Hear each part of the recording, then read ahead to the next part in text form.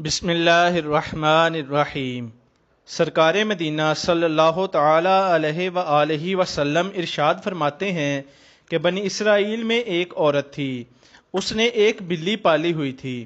وہ عورت رشتہ داروں سے ملنے گئی اور بلی کو رسی سے باندھ گئی۔ اس عورت کا خیال تھا کہ جلدی واپس آ جاؤں گی، لیکن 3 دن تک واپس نہ آئی۔ اگر بلی آزاد ہوتی تو کہیں سے کھا پی کر گزارا کر لیتی، لیکن وہ رسی سے بندھی رہی۔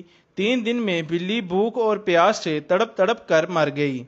حضور صلی اللہ تعالی علیہ وآلہ وسلم فرماتے ہیں کہ جس عورت نے اس بلی کو باندھا تھا، جب وہ مر گئی تو اللہ تعالیٰ نے اس عورت پر قیامت تک بلی کا عذاب مسلط کر دیا۔